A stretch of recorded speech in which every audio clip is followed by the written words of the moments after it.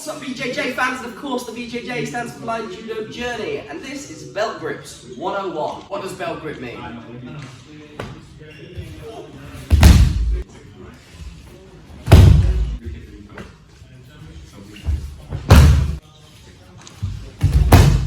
I talk about belt grips. It's Japanese obi grip, obi belt.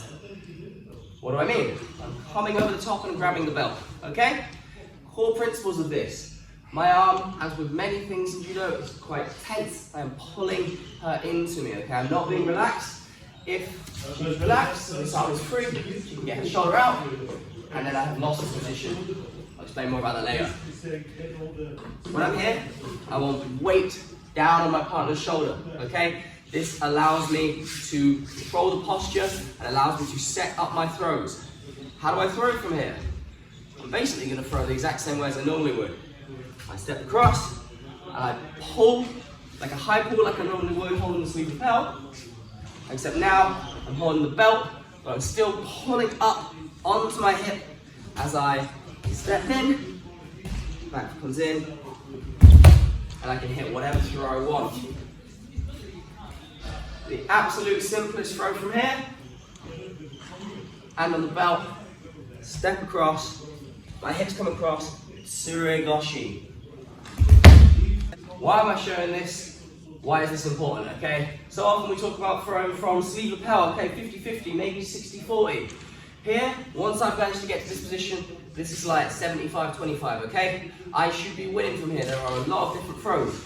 So like I say, Suregoshi, Uchimata, Haragoshi, Sumigeshi, lots of different things, okay? But what's important with all of these is I have pressure down on my partner's shoulder and my arm is holding them in.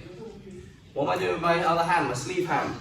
Pulling her in as well, okay? I'm trying to get her shoulder into my ribs and keeping that pressure down. If there's not pressure here, obviously she can stand up, or she can come in Taniatoshi me.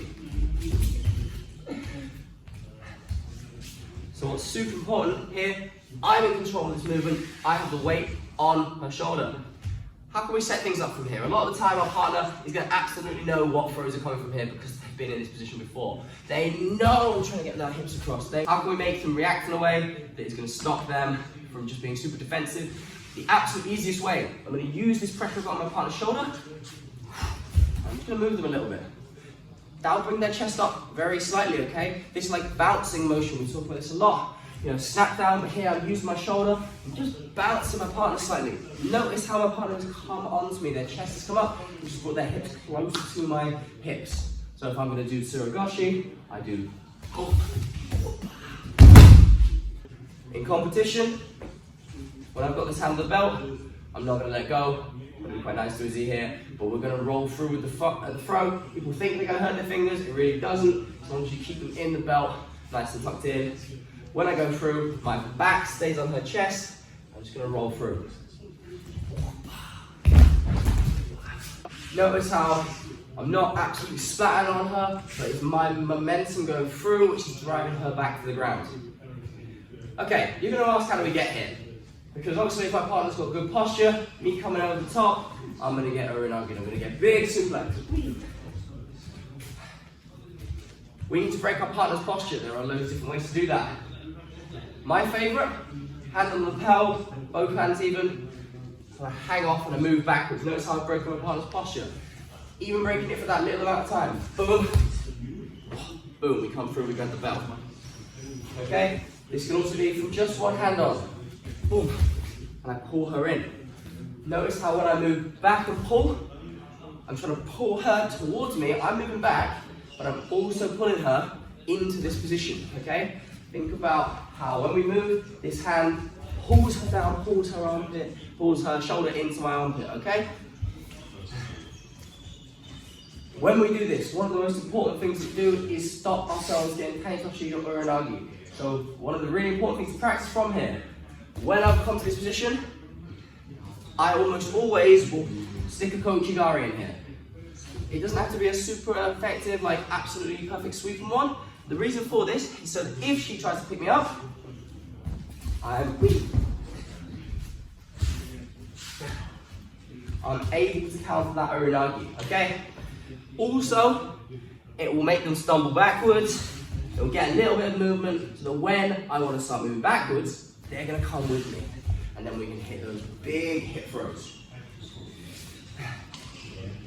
Finally, one of the best reasons for this, okay? At some other point I'm going to do a video on what happens to you when you're in this position. But for the moment, when I'm in this position, I can either have my hand on the lapel, my hand on the sleeve, that's fine.